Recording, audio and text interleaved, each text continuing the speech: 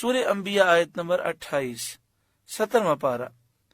ارشاد فرمایا وَلَا يَشْفَعُونَ إِلَّا لِمَنِ ارْتَضَىٰ، فرشتے شفاعت اسی کے لیے کریں گے جس سے اللہ راضی ہوگا، جسے اللہ پسند کرے گا۔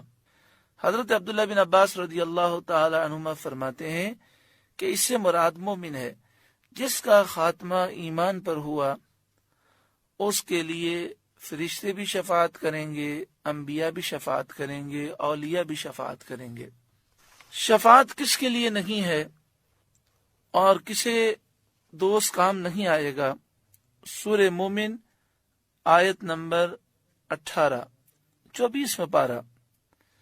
ارشاد فرمایا ما للظالمین من حمیم ولا شفیع یطاع، ظالموں کے لیے، کافروں کے لیے نہ کوئی گہرا دوست ہوگا اور نہ کوئی ایسا سفارشی ہوگا جس کی شفاعت قبول کی جائے۔ ہاں، جو مومن ہوں گے، جن کا خاتمہ ایمان پر ہوگا، اس کی سرکار دو عالم صلی اللہ علیہ وسلم شفاعت فرمائیں گے۔ بڑی پیاری حدیث پاک ہے، اسے سنیں، سرکار دو عالم صلی اللہ علیہ وآلہ وسلم کی محبت میں مزید اضافہ ہوگا۔ اس سے حضور کی شان و عظمت معلوم ہوتی ہے کہ سرکار دو عالم صلی اللہ علیہ وسلم اللہ کے کتنے محبوب ہیں۔ بخاری شریف دوسری جلد صفحہ نمبر 971، حدیث نمبر 6565، کتاب الرقاق، باب صفت الجنت والنار۔ اس حدیث کے راوی حضرت انس رضی اللہ تعالی عنہ ہیں۔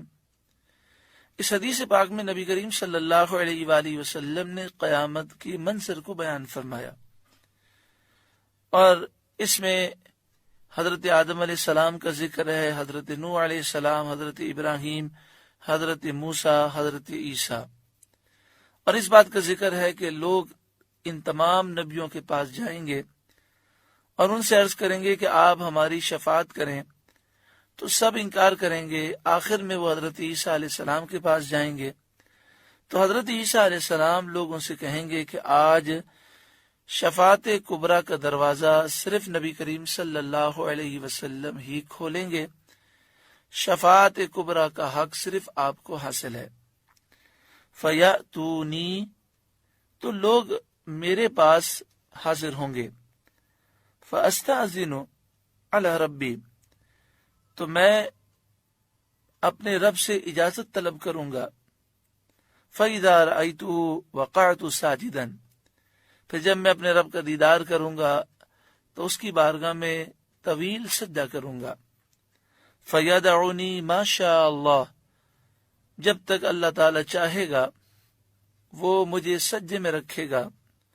ثُمَّ يُقَالُ لِي ارفع رأسك، پھر مجھ سے کہا جائے گا اپنے سر کو اٹھائیے۔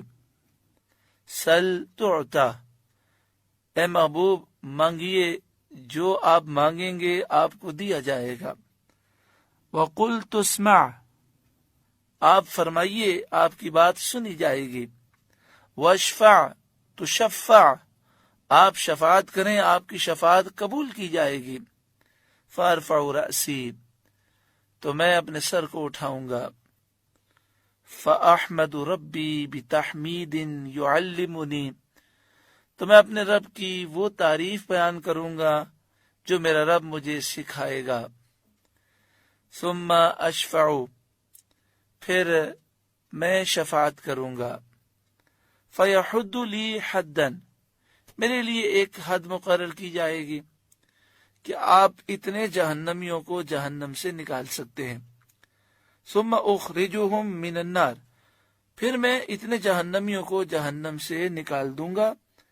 وَأُدْخِلُهُمُ الْجَنَّةَ، اور میں انہیں جنت میں داخل کروں گا۔ اللہ اکبر، بخاری شریف کی حدیث ہے، سرکار فرماتے میں جہنم سے نکال کر میں جنت میں داخل کروں گا، اللہ کے اذن سے سرکار مالک جنت ہیں۔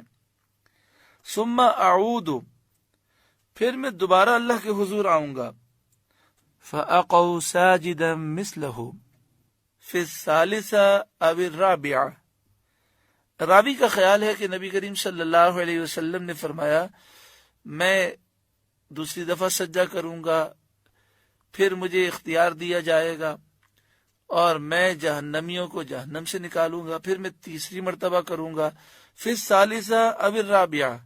اس کے معنی یہ ہے کہ راوی کو یہ خیال ہے کہ حضور صلی اللہ علیہ وسلم نے 3 مرتبہ فرمایا یا 4 مرتبہ فرمایا کہ آپ بار بار سجدہ کریں گے، حتی ما یبقى فی النار الا من حبسہ القرآن، یہاں تک کہ جہنم میں صرف وہی باقی رہے گا جسے قرآن نے روکا۔ یعنی مراد یہ ہے کہ جس کا خاتمہ کفر پر ہوا اب وہ جہنم میں رہے گا، باقی جس کا خاتمہ ایمان پر ہوا سرکار فرماتے ہیں میں انہیں جہنم سے نکال کر جنت میں لے جاؤں گا، حضور کی شفاعت کے صدقے میں وہ جنت میں پہنچ جائیں گے۔ وَكَانَ قَتَادَةُ يَقُولُ عِنْدَ هَذَا أَيْ وَجَبَ عَلَيْهِ الْخُلُودُ۔ حضرت قتادہ رضی اللہ تعالیٰ عنہ اس مقام پر فرمایا کرتے تھے کہ من حبسہ القرآن، جو حضور نے فرمایا کہ جہنم میں وہی رہے گا جسے قرآن نے روکا، تو حضرت قتادہ رضی اللہ تعالیٰ عنہ اس موقع پر فرماتے تھے کہ اس سے مراد وجب علیہ الخلود، جہنم میں وہی رہے گا جس کے لیے اللہ تبارک و تعالی نے ہمیشہ رہنا لکھا ہے، یعنی جس کا خاتمہ کفر پر ہوگا وہ جہنم میں رہے گا۔